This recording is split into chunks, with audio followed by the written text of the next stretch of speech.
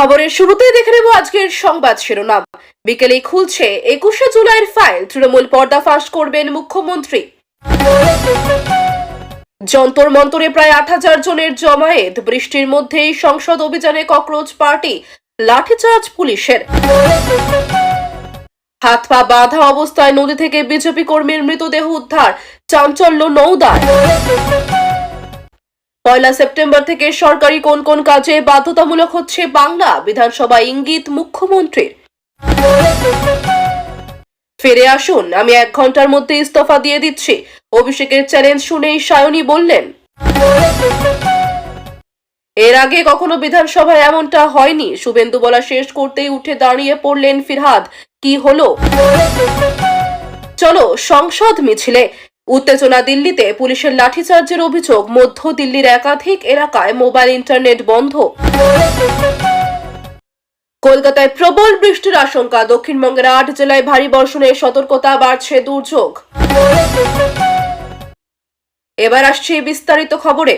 পালাবদলের পর রাজ্যে একাধিক পুরনো মামলায় ফাইল খুলেছে বরুণ বিশ্বাস হত্যাকাণ্ড থেকে কামদুনি মামলা। সেই সমস্ত পুরনো মামলার তদন্ত হবে, এমনটাই আশ্বাস দিয়েছেন মুখ্যমন্ত্রী শুভেন্দু অধিকারী। এর মাঝেই আজ সোমবার বড় ঘোষণা করেছেন মুখ্যমন্ত্রী। বিধানসভার বিশেষ অধিবেশনে তিনি জানিয়েছেন এদিন বিকেলেই খেলা হবে 21শে জুলাই সংক্রান্ত ফাইল। মুখ্যমন্ত্রী জানিয়েছেন অধ্যক্ষ মহাশয়ের কাছ থেকে বিকেলে কিছুটা সময় চাইব, 10 মিনিট।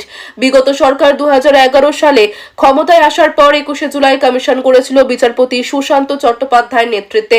আমি সেই রিপোর্ট আজকে বিকেল জনগণের সামনে প্রকাশ করব। বিচারপতি সুশান্ত চট্টোপাধ্যায় যা যা পরামর্শ দিয়েছেন, যারা কালকে 21শে জুলাই করবে তারা 15 বছরের সরকারে ছিলেন, তারা কতটা কার্যকর করেছেন আর করেননি সেটা বিকেল বেলায় তথ্য প্রমাণের ভিত্তিতে আমি বাংলার জনগণের সামনে রাখবো। আর 24 ঘন্টা বাবদ 21শে জুলাই শহীদ সমাবেশ করবে তৃণমূলের 2 শিবির। কিন্তু সেই 21শে জুলাই নিয়ে প্রকৃত কোনো বিচার বিগত মমতার সরকার দিয়েছেন কিনা তা নিয়ে প্রায়শই প্রশ্ন ওঠে। এবার সেই সংক্রান্ত ফাইল খোলার কথা ঘোষণা করেছেন শুভেন্দু। 1993 সালের 21শে জুলাই নেতৃত্বে মহাকরণ অভিযান হয়। 1993 সালের 21শে জুলাই তৎকালীন যুব কংগ্রেস নেত্রী মমতা বন্দ্যোপাধ্যায়ের নেতৃত্বে মহাকরণ অভিযান হয়। নো আইডি নো ভোট এই ইস্যুতেই সেদিন অভিযান চালিয়েছিলেন মমতা। সেই অভিযান আটকাতে গুলি চালিয়েছিল পুলিশ। 13 জন যুব কংগ্রেস নেতার মৃত্যু হয়। কাঠগড়ায় তোলা হয় বিগত বাম সরকারকে। পরে তৃণমূল ক্ষমতায় এসে ওই দিনের ঘটনার তদন্তে কমিশন গঠন করে। সেই কমিশন একে একে বাম সরকারের মন্ত্রী অফিসারদের জিজ্ঞাসাবাদ করেছিল। হাজিরা দিতে হয়েছিল প্রাক্তন মুখ্যমন্ত্রী বুদ্ধদেব ভট্টাচার্যকেও। 30-এর বেশি সাক্ষ্য গ্রহণ করার পর কমিশন রিপোর্টে প্রকাশ করেছিল। রিপোর্টে বলা হয়েছিল যে সেদিন গুলি চালানোর মতো কোনো পরিস্থিতি ছিল না। নিহতদের পরিবার পিছু 25 লক্ষ টাকা করে, আহতদের 5 লক্ষ টাকা করে ক্ষতিপূরণ দেওয়ার সুপারিশ করেছিল কমিশন। অনেকে বর্ষাতি পরে হাতে সংবিধান এবং জাতীয় পতাকা নিয়ে মিছিলে সামিল হয়েছেন। যন্তর মন্তর চত্বরে মোতায়েন করা হয়েছে বিশাল সংখ্যক পুলিশ। জমায়েত ছত্রভঙ্গ করতে লাঠিচার্জ করছে দিল্লি পুলিশ। জমায়েত সরানোর চেষ্টা দিল্লি পুলিশ। সোমবার সকালে দিল্লির যন্তর মন্তর চত্বরে পুলিশের তরফে অনুমতি না মিললেও সংসদ চলো কর্মসূচিতে অনড় ককরোচ জনতা পার্টি। বৃষ্টির মধ্যে যন্তর মন্তর থেকে মিছিল শুরু করেছে তারা। অনেকেই বর্ষাতি পরে হাতে সংবিধান এবং জাতীয় পতাকা নিয়ে মিছিলে সামিল হয়েছেন। যন্তর মন্তর চত্বরে মোতায়েন করা হয়েছে বিশাল সংখ্যক পুলিশ। জমায়েত ছত্রভঙ্গ করতে লাঠিচার্জ করছে দিল্লি পুলিশ। পুলিশের বক্তব্য, তাদের বারণ না শুনে ব্যারিকেড ভেঙে মিছিল এগিয়ে নিয়ে যাওয়ার চেষ্টা করা হচ্ছে। পুলিশের তরফে সিজেপির পূর্ব ঘোষিত এই কর্মসূচিকে অবৈধ বলে ঘোষণা করা হয়েছিল আগেই। তাদের তরফে জানানো হয় এই কর্মসূচির জন্য পুলিশের কাছ থেকে কোনো অনুমতি নেওয়া হয়নি। কর্মসূচি শুরু হওয়ার আগে সমাজ মাধ্যমে একটি পোস্ট করে বিজেপির তরফে বলা হয়েছে ভারী বৃষ্টি এবং আঁটোসাঁটো নিরাপত্তা আজ ককরোচদের থামাতে পারবে না। নিট কাণ্ডের প্রতিবাদে এবং কেন্দ্রীয় শিক্ষামন্ত্রী ধর্মেন্দ্র প্রধানের ইস্তফার দাবিতে গত 20শে জুন ককরোচ জনতা পার্টি যন্তর মন্তরের প্রতিবাদ কর্মসূচি শুরু করে। আর 7 দিন পরে সোনাম ওয়াংচুক সেই মঞ্চে অনশনে বসেন। পুলিশ তাকে দিল্লির সফদরজং হাসপাতালে ভর্তি করালেও অনশন চালিয়ে যাচ্ছে তিনি। ওয়াংচুকের সঙ্গে অনশন চালিয়ে যাওয়া 3 পড়ুয়া সোমবার সকালে অনশন ভঙ্গ করেছেন। হাত পা বাঁধা অবস্থায় নদী থেকে বিজেপি কর্মীর মৃতদেহ উদ্ধার। মৃতের নাম গোপীনাথ হালদার, বয়স 40, বাড়ি নওদা থানা এলাকায়। এদিন নওদার গোঘাটা এলাকায় জলঙ্গি নদী থেকে হাত পা বাঁধা অবস্থায় ক্ষতবিক্ষত মৃতদেহ দেখতে পায় স্থানীয় বাসিন্দারা। খবর চার হতেই ব্যাপক চাঞ্চল্য ছড়ায় এলাকায়। খবর যায় নওদা থানার পুলিশের কাছে। পুলিশি শেষে মৃতদেহ উদ্ধার করে নিয়ে আসে। গোপীনাথকে খুন করা হয়েছে বলে অভিযোগ। তার থেকেই খোঁজ পাওয়া যাচ্ছিল না গোপীনাথের। এরপরই সোমবার দুপুরে নদী থেকে দেহ উদ্ধার হয়। খবর পেতেই কান্নায় ভেঙে পড়েছেন পরিবারের সদস্যরা। চাপানুতর শুরু হয়েছে রাজনৈতিক আঙিনাতেও।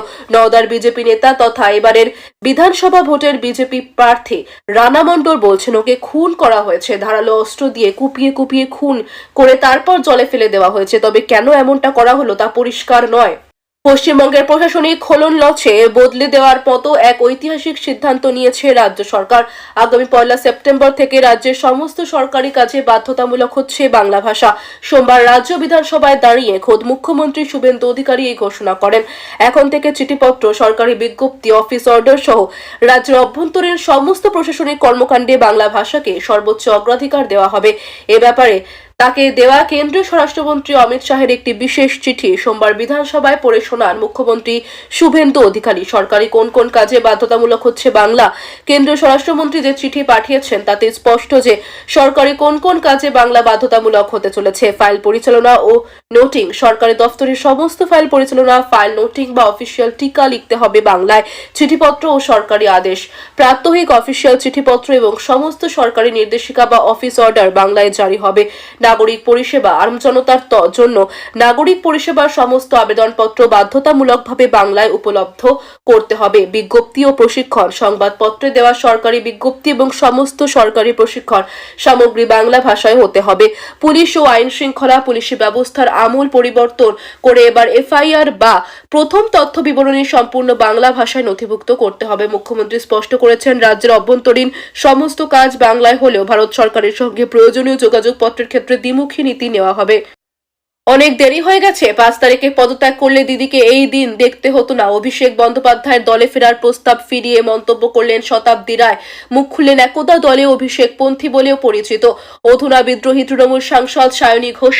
দেরিতে বোধোদয় বলে কটাক্ষ করলেন চন্দ্রিমা ভট্টাচার্য। মদন মিত্ররা, তৃণমূলের সর্বভারতীয় সাধারণ সম্পাদক অভিষেক বন্দ্যোপাধ্যায়ের দলত্যাগীরা ফিরে এলে 1 ঘন্টার মধ্যে ইস্তফা দেব। মন্তব্য ঘিরে রাজনৈতিক বিতর্ক আরো তীব্র হচ্ছে। বিদ্রোহী শিবিরের সমালোচনার মাঝেই এবার প্রতিক্রিয়া দিলেন বিদ্রোহী তৃণমূল শিবিরের সাংসদ সায়নী ঘোষ। সায়নীকে অভিষেকের মন্তব্য নিয়ে প্রশ্ন করা হলে তিনি সংক্ষিপ্ত জবাবে বলেন, ভেরি নাইস অফ হিম, উনি যেটা বলছেন ওটা উনি আরো ভালো বলতে পারবেন। তার এই মন্তব্যের পরই রাজনৈতিক মহলে নতুন করে জল্পনা শুরু হয়েছে। চলো সংসদ কর্মসূচিকে ঘিরে সোমবার উত্তেজনার সাক্ষী থাকলেও রাজধানী দিল্লি। ককরোচ জনতা পার্টি ডাকে আয়োজিত এই কর্মসূচিতে শতাধিক ছাত্র যুব অংশ নেন। যন্তর মন্তর থেকে সংসদের দিকে মিছিল এগোতে গেলে পুলিশ বাধা দেয়। এরপর বিক্ষোভকারীদের সঙ্গে নিরাপত্তা রক্ষীদের বাগবিতণ্ডা ও ধস্তাধস্তির পরিস্থিতি তৈরি হয়। কিছু বিক্ষোভকারী পাথর ছোড়েন বলে পুলিশের অভিযোগ। এরপরই ভিড় ছত্রভঙ্গ করতে পুলিশ লাঠিচার্জ ও সীমিত বল প্রয়োগ করে বলে খবর। ঘটনার জেরে সংসদ ভবন চত্বর এবং মধ্য দিল্লির একাধিক গুরুত্বপূর্ণ এলাকায় নিরাপত্তা ব্যবস্থা আরো জোরদার করা হয়েছে। প্রশাসনের তরফে কিছু এলাকায় সাময়িকভাবে মোবাইল ইন্টারনেট পরিষেবাও স্থগিত রাখা হয়েছে।